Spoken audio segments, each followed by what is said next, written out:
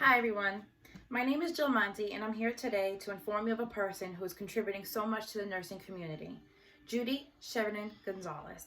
She's the president of the New York State Nurses Association, and without her, our careers as nurses and medical professionals would be questionable, along with our health, safety, and well-being. COVID-19 has impacted our lives with fear, anxiety, and some even death of loved ones. Nurses are at the front line of this horrific pandemic. As much as thank yous and stay-at-home ads and hashtags are greatly appreciated, taking action and enforcing change is something we truly need.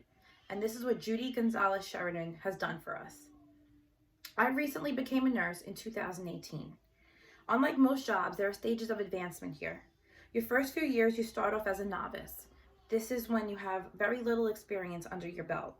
I was still learning new things and new experiences every day. I never imagined as a novice that I would be dealing with a once-in-a-lifetime pandemic. The preceptors and nurses who I once relied on had no answers for me. This was unknown and foreign to everyone. About 86% of New York State nurses felt unsafe at work when COVID-19 first appeared. The unknown territory of it all and the lack of proper PPE left many nurses feeling uneasy. 79 nurses have died from the coronavirus. With the help of New York State Nurses Association, led by Judy Sheridan Gonzalez, nurses' fears, confusion, and safety has been restored and protected.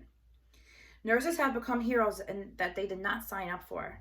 Yes, they have a job to protect their patients and provide the best care possible, but they did not get hired to put their own lives on the line and risk the lives and health and well-being of their own families.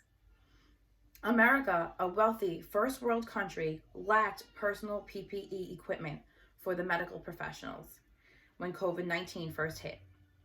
Even with the help of government aid, equipment was still being held and given at slow rates. This made equipment scarce, and items such as N95s were being reused.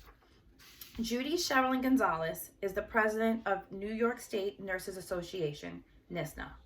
She's worked for more than 30 years as an emergency room nurse at Montefiore Hospital in the Bronx. She's fought to improve nurse safety, staffing, to provide better nurse-to-patient ratio, along with safety equipment regulations for 40,000 members. Judy Sheridan Gonzalez said that caring for patients with TB has never been a problem in all her 30 years. And you know why? Because she had the right equipment. Surveys were sent out to members, and according to American Nurses Association, 36% of the answers were inadequate. Action was taken, and meetings with government officials along with hospital administration resulted in new plans benefiting nurses. Nurses are expected to do their jobs with or without proper PPE. This is unacceptable. They put their lives at risk every day. Protocol of PPE has changed from the CDC multiple times and on many occasions. N95s were first allowed to be reusable. They no longer are. They allow masks to be used 3 times for 12-hour shifts as long as you only wear them in the rooms. If you choose to wear them all day, then you get 1 a day each time you come in. Surgical caps were first prohibited and now they're allowed, and shoe booties are still questionable. Virex was now introduced as a disinfectant agent against nurses' wishes. It's being used to spray down goggles, gowns, or anything that's reusable. The Virex label itself reads, should not be applied to skin or around eye areas, which is exactly where it's being used. Hospitals were forced to open rooms to accommodate COVID-19 admissions without safety measures being met. Rooms without negative pressure are deemed unsafe for nurses. Venti masks were also on our units. This contaminates the air and other medical professionals breathe in. They're not allowed on medical surgical units. FMLA and sick time has been denied for nurses because they are in need. A union strike was threatened by Judy to protect nurses' rights. Administration would not listen to individuals, but as a whole, changes were made.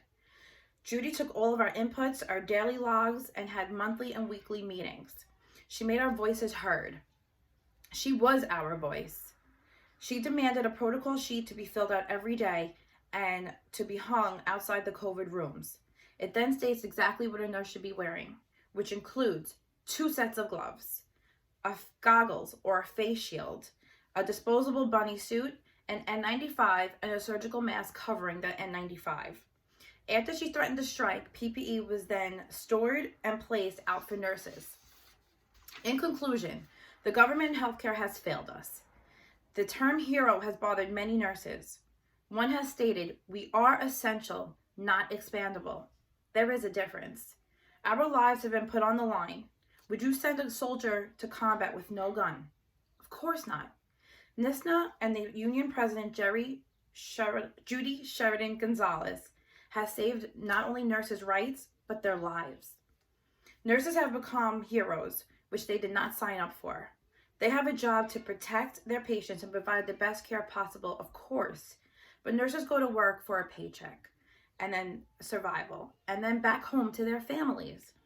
They did not sign up to risk their lives or the lives of their families by wearing defected N95s and begging management to go into locked rooms for proper PPE.